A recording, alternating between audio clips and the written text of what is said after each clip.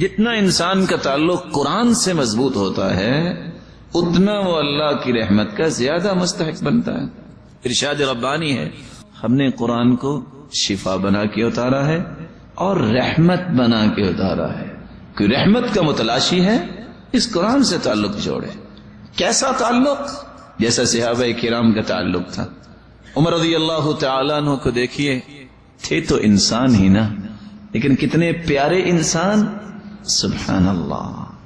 کلام کرتے ہیں، اللہ اس کو وحی بنا کے نازل کر دیتے ہیں۔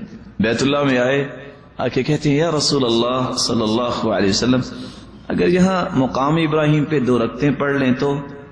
ابھی ادھر بات کی ہے، ہواؤں اور فضاؤں میں تیرتے ہوئے جبریل آئے اور قرآن کی آیت لے کے آگے واتخذوا من مقام ابراہیم مصلی۔ عمر کی رائے وحی بن کے آگے اللہ کے رسول صلی اللہ علیہ وسلم کے پاس تشریف لائے، کہتے یا رسول اللہ صلی اللہ علیہ وسلم، آپ کے پاس نیک لوگ بھی آتے ہیں، برے لوگ بھی آتے ہیں، اگر آپ مومنوں کی ماؤں کو پردے کا حکم دے دیں تو؟ لیکن اللہ کے رسول تو اس وقت تک کوئی حکم نہیں دے سکتے تھے جب تک اللہ کا حکم نہ ہو۔ ابھی یہ بات ہوئی، ادھر سے جبریل امین آئے اور پردے کی آیات نازل ہو۔ سبب کیا ہے؟ عمر رضی اللہ تعالیٰ عنہ کی رائے قرآن کیوں بنتی؟ عبداللہ ابن عمر رضی اللہ تعالیٰ عنہ اس کی حقیقت کھول رہے ہیں۔ کان اذا دخل البیت نشر المصحف قرأ فیہ۔ عمر جب گھر میں آتے تو سب سے پہلے قرآن کھول کے بیٹھ جاتے، جب تک قرآن سے سیر نہ ہو جاتے کوئی اور کام نہ کرتے۔ ہر نئے دن کا آغاز قرآن مجید کی تلاوت سے۔ آج میں اور آپ اللہ کی رحمتوں سے دور کیوں ہوتے ہیں؟ ہر نئے دن ہم کوشش کرتے ہیں اخبار میرے ہاتھ میں آ جائے۔ یہ تو رات انسانوں نے لکھی ہے جس کو وحی سمجھ کے انسان پابندی کرتا ہے۔ اللہ کی وحی کو پڑھو جس میں اللہ نے ہدایت رکھی ہے۔ یہ تو چند انسانوں کی بنائی ہوئی باتیں ہیں، نہ جانے کتنا سچ ہے، اور ہو سکتا ہے اس میں جھوٹ بھی ہو، لیکن بھلا اللہ کی کلام میں بھی کوئی ایسی بات ہو سکتی ہے؟ اللہ کی کلام تو تمت کلمت ربک صدقا وعدلا، صداقت و عدالت کا معیار جہاں ختم ہو جاتا ہے وہاں قرآن مجید کا معیار شروع ہوتا ہے۔ اس لیے اللہ کی رحمت کا مستحق بننا چاہتے ہو، سب سے پہلا کام قرآن سے اپنا تعلق مضبوط بنائیے۔ اللہ کے رسول نے فرمایا تھا کثرت سے درود پڑھو، فإن صلاة أمتي تعرض علي في كل يوم جمعة، کیونکہ جمعے کے دن مجھ پہ میری امت کے درود پیش کیے جاتے ہیں۔ فمن كان أكثرهم علي صلاة كان أقربهم مني منزلة، جو کثرت سے جتنا زیادہ درود پڑھتا ہے قیامت کے دن وہ میرا امتی اتنا ہی سب سے میرے قریب ہو۔ یہ خوش نصیبی ہے۔ کتاب و سنت کو سمجھنے والے کیا کہتے ہیں کہ ساری زندگی دعا کرتے رہو، اگر تم درود نہ پڑھو وہ دعا قبول ہونا تو دور کی بات، وہ دعا تو آسمانوں تک چڑھتی نہیں۔ پوچھے تو صحیح نا ہم سے کہ ہمارا موقف کیا ہے؟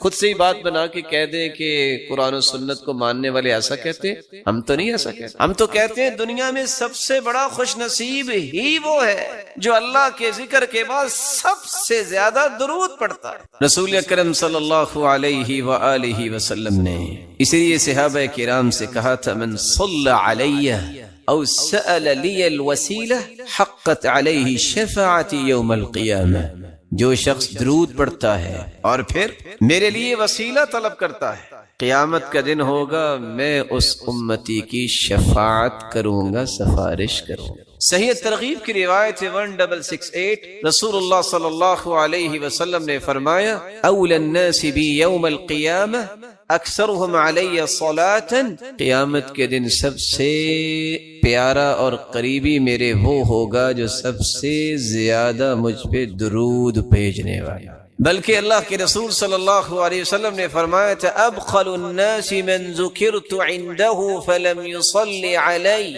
بخیل تو دنیا میں بہت ہے لیکن سب سے بڑا بخیل کسی نے دیکھنا ہے تو وہ ہے جس کے پاس میرا تذکرہ ہو اور پھر وہ درود نہ بھیجے۔ یہاں رک کے میں ایک گزارش کروں گا بڑوں سے بھی اور چھوٹوں سے، کچھ تو اللہ کے رسول کے دشمن ہیں کافر، کچھ ایمان لانے کے باوجود بھی دشمنی کرتے ہیں کہ اللہ کے رسول کی بات نہیں مانتے اور آپ کے وزیروں اور مشیروں کو برا بلا کہتے ہیں، یہ بھی دشمنی ہے اللہ کے رسول۔ اور کچھ لوگ چاہتے نہ چاہتے بھی بخیلی کر جاتے ہیں اور بخل کرنے والوں کے صف میں کھڑے ہو جاتے ہیں اور اپنے آپ کو نیک بھی کہتے ہیں۔ آپ پوچھیں گے وہ کیسے؟ اپنا نام آئے گا تو 4 سابقے 4 لاحقے، ایم اے پاس ہے، بی اے پاس ہے، اور یہ ماسٹر کیا ہے، یہ ایم فل کیا ہے، پی ایچ ڈی کی ہے، اس کے بغیر نام لکھنا بولنا سننا پسند ہی نہیں ہے۔ سرتاج رسول صلی اللہ علیہ وسلم کا نام آئے گا تو کیا ڈال دیں گے؟ سعاد، بخیل۔ تیری زبان کی سب سے بڑی سعادت یہ ہے، تیرے قلم کی سب سے بڑی سعادت یہ ہے اس زبان کی نوک پہ بھی آئے محمد الرسول اللہ صلی اللہ علیہ وسلم۔ اس سے بڑی سعادت کیا ہے قلم کی؟ وہ ساری دنیا کی باتیں لکھ لے، اللہ کے ذکر کے بعد محمد مصطفیٰ کا نام آئے تو صلی اللہ علیہ وسلم نہ کہے، سعادت کیسے؟ خوش بختی۔ تو میں بات اگلی کرنے سے پہلے ایک وعدہ لینا چاہوں گا، اور اگر اس وعدے پہ ہم سب پختہ ہو جائیں تو آج کی مجلس اس کا فائدہ ثابت ہو جائے گا۔ کون ہے جو آج کے بعد جب بھی لکھے گا وہ صاد یا صلعم نہیں لکھے گا بلکہ پورا لکھا کرے گا صلی اللہ علیہ وسلم؟ کون کون وعدہ کرتا؟ آپ اہل علم ہیں، آپ کو ان باتوں کا خیال کرنا چاہیے۔ کچھ لوگ سارا کچھ لکھیں گے، بسم اللہ الرحمن الرحیم نہیں لکھیں گے، 786 لکھ دیں گے۔ ان مسکینوں سے پوچھو 786 بنتا کیسے ہے؟ ابجد حوض حقی کو بھی نکالیں تو 786 بنا کے دکھائے۔ عادات کا علم جو ہے اس میں بھی دیکھیے۔ پھر اللہ عز و جلال کے نام میں بخل، دنیا میں کسی سے محبت ہو تو اس کے تذکرے نہیں زبان پہ ختم ہوتے، تو رب تعالی جو خالق و مالک ہے اس کا نام مبارک لیتے وقت جو کہے کہ 786، یہ وہ رویے ہیں جو بتاتے ہیں کہ اللہ عز و جلال کی عظمت سے متعارف شخص نہیں ہے یہ۔ آپ صلی اللہ علیہ وسلم نے فرمایا، صحیح ترغیب کی روایت ہے 1675، کل دعاء محجوب حتی یصلی علی محمد، ہر دعا روک دی جاتی ہے، وہ پہنچتی نہیں ہے آسمانوں تک جس میں درود نہیں ہوتی۔ بلکہ حسین ابن علی کی روایت ہے صحیح ترغیب کی 1681، من ذکرت عنده فخطئ الصلاة علی خطئ طریق الجنہ، جس شخص کے پاس اللہ کے رسول صلی اللہ علیہ وسلم کا تذکرہ کیا جائے وہ درود پڑھنا بھول جائے، وہ درود پڑھنا بھولا نہیں، جنت کا راستہ بھول گیا ہے۔ یہ ہمارا موقف ہے، اس پہ کوئی اشکال ہے تو کوئی بتائے۔ ہمارا تو موقف ہے دعا ہی قبول نہیں ہوتی، دعا چڑھتی نہیں ہے، وہ جنت کا راستہ ہی بھول جاتا ہے۔ کون کہتا ہے کہ قرآن و سنت کی بات کرنے والے درود کے منکر ہیں؟ یہ صرف حاسد اور ناقد جو ہے جس کے پاس کوئی دلیل نہیں بنتی تو پھر وہ تانے دیتا ہے۔ تان و تشنیع کرنے والے کبھی بھی فلاح نہیں پاتے۔ اللہ کے رسول صلی اللہ علیہ وسلم پر درود بھیجنا یہ ہر مسلمان کی سب سے بڑی سعادت ہے اللہ ذو جلال کے ذکر کے بعد۔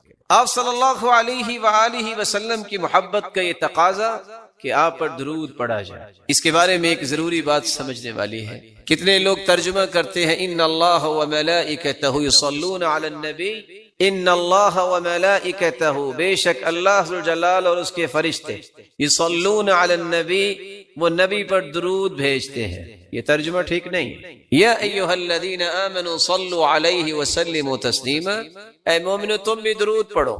لفظ صلاۃ جب اس کی نسبت اللہ ذو جلال کی طرف کی جائے، ویسے تو صلاۃ کے 18 معنی ہے عربی زبان، لیکن جب یہ کہا جائے صلی اللہ، اس کا مطلب ہوتا ہے اللہ ذو جلال رحمتوں کی برکھا برسائیں گے، تعریف کریں گے، والثناء، فرشتوں کے سامنے اپنے محبوب کے تذکرے کریں گے کہ یہ میرا محبوب ہے جو سرتاج رسول۔ وہاں درود مانا نہیں ہو۔ لفظ صلاۃ جب فرشتوں کے ساتھ استعمال ہو، صلت الملائکہ، فرشتوں نے صلاۃ پڑھی، کیا مطلب؟ وہاں بھی درود کا معنی نہیں ہوگا۔ بلند مقام کے لیے برکت کی دعائیں کی فرشتوں نے، بخشش کی دعائیں کی۔ صلی الرجل جب لفظ صلاۃ کو کسی انسان کے ساتھ ذوی العقول کے ساتھ استعمال کیا جائے، اس کا مطلب نماز پڑھنا بھی ہوتا ہے، اس کا مطلب درود پڑھنا بھی ہوتا ہے، اور دیگر معانی بھی اہل لغت نے بیان کیے۔ لیکن اگر غیر ذوی العقول کے لیے استعمال ہو، صلت الطیور والحیوانات، پرندوں نے درود پڑھا، یہ ترجمہ نہیں ہوتا۔ وہاں ترجمہ ہوتا ہے پرندوں نے اللہ ذوالجلال کی حمد و ثنا بیان کی، اللہ ذوالجلال کی تعریف کی ہے، حمد بیان کی۔ تو قرآن مجید کے ترجمے کو صحابہ کرام، تابعین اور تبع تابعین اور لغت کو سمجھنے والے لوگ ہیں، ان کے کیے گئے ترجموں کی روشنی میں ہی اختیار کرنا چاہیے۔ آپ کی محبت کا ایک ساتواں تقاضا بھی ہے، آپ کی محبت میں غلو نہیں کرنا چاہیے۔ یہ بھی ایک بات سمجھنے والی ہے، محبت وہی ہے جس کا تذکرہ اللہ ذوالجلال نے قرآن میں کر دیا۔ بھلا اللہ سے بڑھ کے بھی کوئی محبت کی حقیقت کو پیش کر سکتا ہے؟ محبت وہی ہے جو اللہ کے رسول نے خود سمجھا دی کہ یہ میرے ساتھ محبت کر، غلو نہیں، حدود سے تجاوز نہیں، حدود کو کراس نہ کیا جائے۔ صرف 3 آیتیں اگر آپ ان کو یاد رکھیں تو کبھی بھی آپ غلو کا شکار نہیں ہوں گے۔ سورۃ الانعام کی 50 نمبر آیت، سورۃ الاعراف کی 188 نمبر آیت اور سورۃ الکہف کی آخری آیت 110 نمبر آیت۔ قل لا اقول لكم عندي خزائن اللہ، میں بڑی محبت کے ساتھ، ادب کے ساتھ، احترام کے ساتھ یہ پیغام پہنچانا چاہتا ہوں ان مسلمانوں تک بھی جو محبت کا دعویٰ بھی کرتے ہیں اور اس آیت کی روشنی میں محبت کے زاویوں کو اختیار نہیں کرتے، غلو کرتے۔ کیا کہتے ہیں کہ خزانوں کا مالک ہے تو اللہ کا رسول نہیں۔ میرے محترم، خزانوں کے مالک اللہ ذوالجلال، کیونکہ اللہ ذوالجلال نے اعلان بھی کروایا ہے تو اسی ہستی سے۔ قل، فرما دیجئے، لا اقول لكم عندي خزائن اللہ، میں نہیں کہتا کہ میرے پاس خزانے ہیں اللہ تعالیٰ کے۔ صحیح بخاری کی روایت ہے 3117، سیدنا ابو ہریرہ رضی اللہ تعالی عنہ بیان کرتے ہیں اللہ کے رسول صلی اللہ علیہ وسلم نے فرمایا، ما اعطیکم ولا امنعکم، نہ میں تم سے کوئی چیز روک سکتا ہوں نہ میں تجھے کوئی دے سکتا ہوں، انما انا قاسم اضع حیث امرت، میں تو تقسیم کرنے والا ہوں کہاں؟ جہاں مجھے حکم ہو۔ اور دوسری روایت کے الفاظ ہیں انما انا قاسم واللہ یعطی، دینے والا وہی ہے، میں تو تقسیم کرنے والا ہوں۔ قل لا اقول لكم عندي خزائن اللہ ولا اعلم الغیب، میں نہیں کہتا کہ میں غیب جانتا ہوں۔ لوگ کیا کہتے ہیں آج؟ جو گزشتہ 10 دن گزرے، 15 دن کیا سنا؟ محبت میں تجاوز کہ اللہ کے رسول تو غیب جانتے ہیں۔ قرآن سمجھا کریں، قرآن پڑھا کریں اور اللہ کے رسول کے فرامین کو پڑھا کریں، سمجھ آئے گی محبت کیسے کرنی۔ قرآن کہہ رہا ہے وَلَا أَعْلَمُ الْغَيْبِ، میں غیب نہیں جانتا۔ کون فرما رہے ہیں؟ وہ ہستی جس جیسی ہستی اللہ نے پیدا نہیں کی۔ صحیح بخاری کی روایت ہے 4001، ربیع بنت معوذ رضی اللہ تعالی عنہ بیان کرتی ہیں، دخل علی النبی صلی اللہ علیہ وسلم غداۃ بنی علی فجلس على فراشہ، میری شادی کے دن اللہ کے رسول تشریف لائے اور میرے پاس آ کے بیٹھے کہ مجلسی کمنی وجویریات یضربن بالدف، کچھ چھوٹی بچیاں جو ہیں، من قتل من آبائہن یوم بدر، بدر کے شہداء کے متعلق ندبہ کر رہی تھی، یندبن، تو ایک بچی کہنے لگی وفینا نبی یعلم ما فی غدی، ہمارے درمیان اللہ کے پیغمبر ہیں جو کل کے بارے میں بھی جانتے ہیں۔ آپ نے فرمایا لا تقولی ہاکذا، لا تقولی ہاکذا وقولی ما کنتی تقولین، یہ نہ کہو جو پہلے کہہ رہی تھی وہی کہو جو شہداء کی اب بات کر رہی تھی۔ لا یعلم ما فی غد الا اللہ، اللہ کے سوا کوئی بھی غیب کے بارے میں اور کل کے بارے میں نہیں جانتا۔ آپ نے فوراً منع کر دیا۔ میرے محبوب فرما دیجئے لا یعلم من فی السماوات والارض الغیب الا اللہ، زمین و آسمان کے غیب کے متعلق کوئی نہیں جانتا۔ ہاں، جس کو اللہ ذوالجلال نے اپنے پیغمبر کو بتا دیا پھر وہ غیب رہتا نہیں ہے۔ جس کو یہ آیت سمجھ آ جائے کبھی بھی تجاوز نہیں کرے گا۔ لوگ آدھی آدھی رات گزار دیتے ہیں اور یہ کہہ رہے ہوتے ہیں ادرکنی یا رسول اللہ، انظر الی یا رسول اللہ صلی اللہ علیہ وسلم، میرے بھائی استغاثہ اور مدد طلب کریں تو اللہ ذوالجلال سے۔ آپ صلی اللہ علیہ وسلم کی ذات مبارکہ پوری کائنات ایک طرف اور محمد مصطفیٰ کی عظمت ایک طرف۔ لیکن ایک بات سمجھانے کے لیے پوچھوں گا، اگر اللہ کے رسول صلی اللہ علیہ وسلم غیب جانتے ہوتے تو آپ کے 70 صحابہ جو ہیں وہ احد میں شہید ہو گئے، تو آپ احد میں پھر جاتے؟ بولیے، اگر پتا تھا کہ میرے صحابہ شہید ہو جائیں گے۔ بیر معونہ پہ 70 قراء شہید ہو گئے جن کو خود ہی بھجوایا تھا، اگر غیب کا علم ہوتا تو اہل قرآن جو شہید ہوئے ہیں آپ اس کے بارے میں کیا کہیں؟ سیدہ عائشہ رضی اللہ تعالیٰ عنہ بیوی جن کی پاکیزگی قرآن نے بیان کی، اگر غیب کا علم ہوتا تو آپ یہ فرماتے ان کنت الممت بذنب فتوبی واستغفری، عائشہ اگر تم سے بھول ہوگی ہے، غلطی ہوگی ہے تو توبہ کر لو۔ بیوی سے کہتے ایسا؟ اگر غیب کا علم ہوتا تو وہ لقمہ جس میں زہر ڈالی گئی کھانے میں تو آپ وہ لقمہ لیتے؟ اللہ ذوالجلال نے عقل اس لیے دی ہے کہ اس کے ساتھ قرآن کو صحیح طریقے سے سمجھا جائے۔ ساتھ ہی اللہ ذوالجلال فرماتے ہیں وَلَا أَقُولُ لَكُمْ إِنِّي مَلَكٌ، میں یہ بھی نہیں کہتا کہ میں فرشتہ ہوں۔ آپ نے سنا ہوگا کہ کیا کہتے ہیں؟ نبی نور من نور اللہ ہے۔ کاش ان بیچاروں مسکینوں کو پتہ چل جائے کہ اس کا معنی کیا ہے اور کہاں تک اس کے نتائج جاتے ہیں تو دوبارہ کبھی نہ بولے۔ قرآن کہتا ہے وَقَالَتِ الْيَهُودُ عُزَيْرٌ ابن اللہ وَقَالَتِ النَّصَارَى الْمَسِيحُ ابن اللہ، یہودیوں نے کہا کہ عزیر اللہ کے بیٹے ہیں، عیسائیوں نے کہا کہ عیسیٰ اللہ کے بیٹے ہیں۔ يُضَاهِئُونَ قَوْلَ الَّذِينَ كَفَرُوا مِن قَبْلُ قَاتَلَهُمُ اللَّهُ، کافر ہو گئے یہ کہہ کر اللہ ان کے ٹکڑے کرے گا۔ اَنَّا يُؤْفَكُونَ، کہاں بہک رہے ہیں؟ یہودی اگر کہیں کہ عزیر علیہ السلام اللہ کے بیٹے ہیں اور عیسیٰ علیہ السلام کے بارے میں عیسائی کہیں کہ وہ اللہ کے بیٹے ہیں، ان کے بارے میں تو قرآن نے یہ کہا ہے، تو کوئی مسلمان کہے کہ نبی نور من نور اللہ ہے، وہ اللہ کے نور میں سے نور ہیں، تو ان کے بارے میں کیا ہوگا؟ وَلَا أَقُولُ لَكُمْ إِنِّي مَلَكٌ، میں کہہ رہا ہوں کہ میں فرشتہ نہیں ہوں۔ یہ قرآن ہے، سورۃ الانعام کی 50 نمبر آیت ضرور پڑھیے۔ ان اتبع الا ما یوحى الی، میں تو اتباع کرتا ہوں جو میری طرف وحی آتی ہے۔ اور دوسری آیت قل لا املک لنفسی نفعا ولا ضرا، میرے محبوب آپ فرما دیجئے، یہ سورۃ الاعراف کی آیت ہے 188، یاد رکھیے گا، میرے محبوب فرما دیجئے میں اپنے بھی نفع نقصان کا مالک نہیں۔ وَلَوْ كُنْتُ أَعْلَمُ الْغَيْبَ، اگر میں غیب جانتا ہوتا لَاسْتَكْثَرْتُ مِنَ الْخَيْرِ، تو ساری خیر و بھلائی میں جمع کر لیتا۔ وَمَا مَسَّنِيَ السُّوءُ، مجھے کوئی بھی تکلیف نہ پہنچتی اگر میں غیب جانتا ہوتا۔ إِنْ أَنَا إِلَّا نَذِيرٌ وَبَشِيرٌ لِقَوْمٍ يُؤْمِنُونَ، ایمان لانے والوں کے لیے میں خوشخبریاں بھی سنانے والا ہوں اور جہنم سے ڈرانے والا بھی۔ اور آخری آیت جو سورۃ الکہف کی ہے 110، جس میں اللہ جلال نے نتیجہ ہی نکال دے، جس کے بعد مزید ضرورت نہیں ہے، جس کو اللہ نے عقل سلیم عطا کی ہے، دوبارہ وہ حدود سے تجاوز نہیں کرتا۔ فرمایا قل میرے محبوب فرما دیجیے انما انا بشر مثلکم، میں تمہارے جیسا ہی بشر ہوں۔ فرق کیا ہے؟ مجھے اللہ نے بشریت کا سرتاج بنایا۔ یوحى الی انما الہکم الہ واحد، مجھے اللہ نے پیغمبر بنایا ہے، رسول اور نبی بنایا ہے، وہی میری طرف اترتی ہے اور مجھے پوری کائنات کا سرتاج بنایا۔ انما الہکم الہ واحد، اور وہی کیا ہے؟ معبود برحق صرف ایک۔ اب بھلا بتائیے کہ اللہ کے رسول صلی اللہ علیہ وسلم سے اللہ جلال نے اقرار کیا، اعلان کروایا ہے کہ آپ فرما دیجئے اپنی امت کو کہ میں تمہارے جیسا بشر۔ پھر بھی کوئی نہ مانے تو کیا کہیں گے؟ صرف ہدایت کی دعا کریں۔ ایک بندہ آتا ہے، جی کیا کرے سمجھ نہیں آئی، قرض بہت ہو گیا۔ کتنا قرض ہو گیا؟ 2 لاکھ 4 لاکھ 2 کروڑ 10 کروڑ۔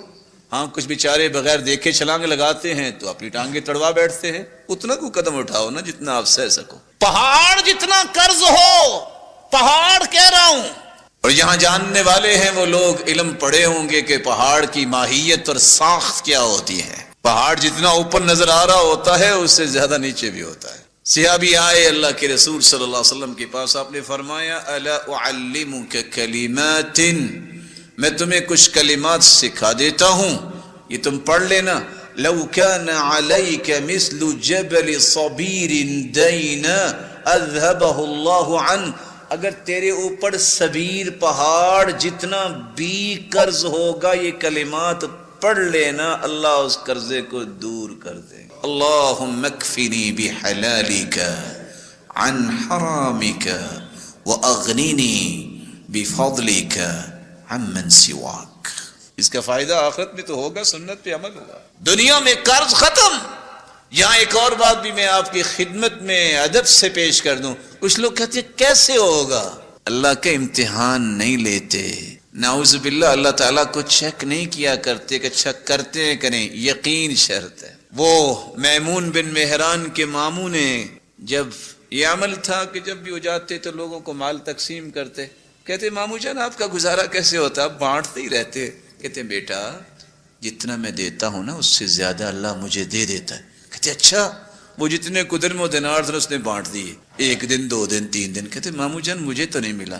کہتے بیٹا اللہ کو آزماتے نہیں, یقین کرتے مل جائے گا. جب آپ کا یقین ہو تو پھر سمجھ لیجئے بغیر کسی ڈیوائس کے, بغیر کسی ڈیجیٹل ڈبے کے, بغیر کسی چپ اور ریموٹ کنٹرول کے, لکڑی کے ایک چھوٹے سے ڈبے میں بند کر کے موسیٰ کی ماں نے اپنے بیٹے کو سمندر کے سپرد کر دیا. سمندر میں چلتا بھی گیا, واپس بھی آیا, اور آخر قرآن کے الفاظ ہیں غم نہ کرنا وہ آئے گا تیرے پاس ہی. پھر بھی دودھ آ کے موسیٰ نے پیا تو کس کا پیا؟ یقین جب ہو تو اتنی بڑی آنکھ جلی ہو, اور ابراہیم کا یقین تھا میرا رب مجھے ضائع نہیں کرے گا. اتنی آنکھ کہ اگر کوئی پرندہ اڑتا ہوا گزرتا, لو طار علیہا طائر سقط مشویہ, تو بھنا ہوا نیچے گر جائے. اور آج کی تاریخ بھی بتاتی ہے کہ وہاں کوئی درخت نہیں ہوتا جہاں یہ آگ لگی تھی, لیکن اللہ ذوالجلال کے پیغمبر کا یقین تھا. حسبی اللہ ونعم الوکیل پڑھا, اللہ نے اس آگ کو